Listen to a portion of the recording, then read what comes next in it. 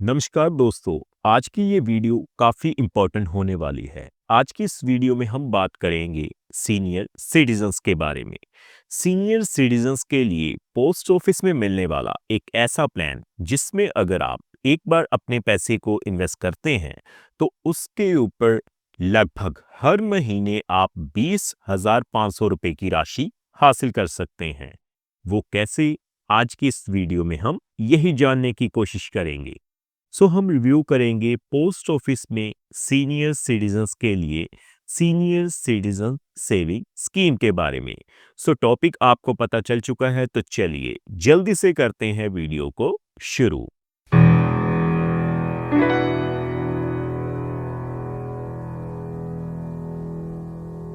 तो सबसे पहले आप देख पाएंगे मैंने भारतीय डाक यानी इंडियन गवर्नमेंट की जो ऑफिशियल वेबसाइट है उसे ओपन किया हुआ है। तो मैं क्या करूंगा, सबसे पहले आपको पोस्ट ऑफिस की जितनी भी स्कीम्स हैं उनकी लिस्ट के ऊपर लेकर चलूंगा। तो आप अपनी स्क्रीन के ऊपर देख पाएंगे। देखिए दोस्तों, आप देख सकते हैं मैंने भारतीय डाक की ऑफिशियल वेबसाइट से जो पोस्ट ऑफिस की जितनी भी स्कीम्स हैं उनको ओपन किया हुआ है।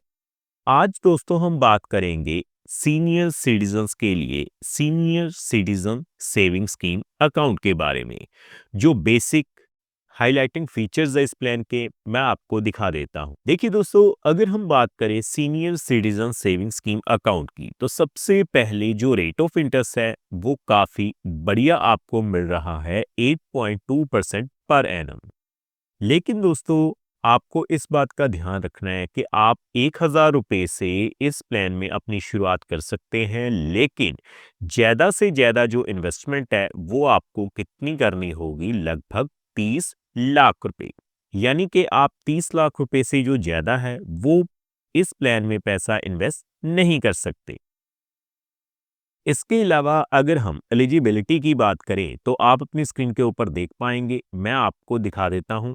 सबसे पहले अगर हम बात करें, कोई भी एक भारतीय नागरिक जो कि सीनियर सिटीजन्स की कैटेगरी में आ जाता है, जिनकी उम्र 60 साल से ज्यादा हो जाती है, वो इस प्लान का लाभ ले सकता है।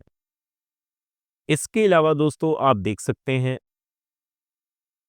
अगर हम बात करें रिटायर्ड पर्सन और डिफेंस सर्विसेज में काम करने वाले जो एम्प्लॉयज हैं, अगर उनकी उम्र 50 साल से ज्यादा हो जाती है तो वो इस प्लान का लाभ ले सकते हैं। तो ये तो रही कुछ हाइलाइटिंग पॉइंट्स कि आप इन्वेस्टमेंट किस तरह से कर सकते हैं। इसके अलावा अगर हम आगे बढ़ते हुए बात करें डिपॉजिट लिमिट की, तो उसके बारे में मैंने आपको ऑलरेडी पहले बता ही दिया है कि आप जो है मिनिमम डिपॉजिट यानी 1,000 रुपए से शुरुआत कर सकते हैं और ज्यादा से ज्यादा इन्वेस्टमेंट जो है वो 30 लाख रुपए तक की कर सकते हैं। इसके अलावा जो सबसे ज्यादा पूछे जाने वाला सवाल है वो है जी प्रीमेच्योर विड्रॉल। यानी कि अगर आप इस प्लान में इन्वेस्टमेंट कर लेते हैं तो आप क्या पैसा समय से पहले विड्रॉल करवा सकते हैं। तो आप देख पाएंगे, if account close before 1 year, यानी अगर आप 1 साल से पहले इस प्लान को बंद करवाना चाहते हैं तो आपको कोई भी इंटरेस्ट जो है वो नहीं मिलेगा। इसके अलावा अगर हम बात करें if account close after 1 year, अगर आप 1 साल के बाद या फिर 2 साल से पहले इस प्लान को बंद करवाएंगे तो आप देख पाएंगे आपको जो है 1.5% की जो पेनल्टी है वो देनी पड़ेगी। इसके अलावा if close on after 2 years, यानी कि अगर आप इस अकाउंट को 2 साल के बाद बंद करवाते हैं तो आपको 1% की जो पेनल्टी है वो देनी पड़ेगी। तो अब आपने बेसिक डिटेल्स जो हैं वो जान ली, तो अब हम आपको बताएंगे किस तरह से आप जो है वो लगभग 20,500 रुपए तक हर महीने हासिल कर पाएंगे। मैं कैलकुलेशन के जरिए आपको दिखाऊंगा। तो देखिए, आप देख सकते हैं मैंने कैलकुलेटर को ओपन किया हुआ है। सबसे पहले मैं आपको बता दूं, ये जो वीडियो रहेगी वो केवल एजुकेशन पर्पस के लिए रहेगी। ये किसी भी तरह का रिकमेंडेशन बिल्कुल नहीं है, क्योंकि समय समय पर जो रेट ऑफ इंटरेस्ट हैं या फिर स्कीम्स में बदलाव आते रहते हैं। तो आप देख पाएंगे, अगर हम शुरुआत करें 1 लाख रुपए से, अगर आप 1 लाख रुपए इन्वेस्ट करते हैं तो आपको 5 सालों तक इन्वेस्टमेंट करनी होगी 8.2% के हिसाब से। आपको जो है क्वार्टरली, यानी कि हर 3 महीने के बाद 2050 रुपए आपके सेविंग अकाउंट में मिल जाएंगे। उसी तरह से अगर हम 1 लाख की बजाय 3 लाख रुपए तक की इन्वेस्टमेंट करते हैं तो आप देख पाएंगे, अगर आप 3 लाख रुपए इन्वेस्ट कर देते हैं तो आपको क्वार्टरली यानी हर 3 महीनों के बाद 6,150 रुपए आपके सेविंग अकाउंट में ब्याज के रूप में मिल जाएंगे।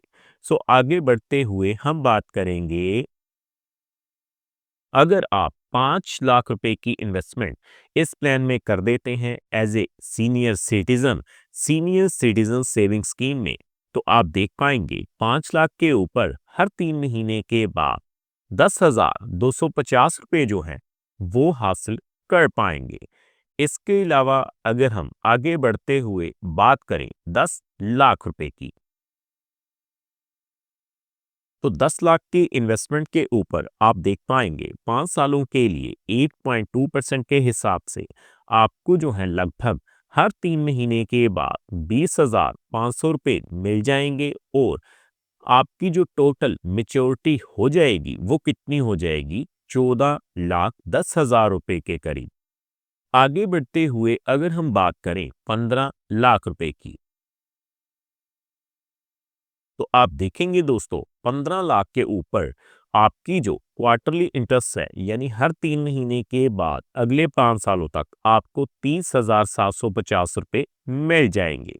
सो आगे बढ़ते हुए हम बात करेंगे कि अगर आप 20 लाख रुपए यानी कि बल्क में पैसा लगा देते हैं तो आप देख पाएंगे 20 लाख की इन्वेस्टमेंट के ऊपर 5 सालों तक 8.2% के हिसाब से आपको लगभग 41,000 रुपए हर 3 महीने के बाद आपके सेविंग अकाउंट में मिल जाएंगे।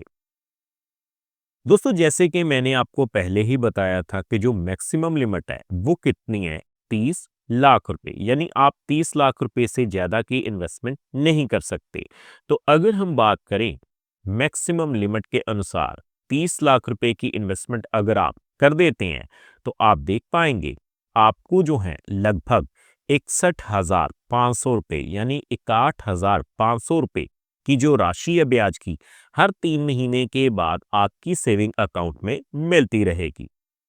सो अगर हम इस राशि को मंथली कैलकुलेट करके देखें तो लगभग 20,500 रुपए की राशि बन जाती है। सो इस तरह से आप जो हैं वो अप्रोक्सीमेट लगभग 20,500 रुपए की जो राशि है हर महीने हासिल कर पाएंगे। सो उम्मीद करता हूं हमारे द्वारा दी गई जानकारी आपको पसंद आई होगी। सो फ्रेंड्स, इस वीडियो में इतना ही।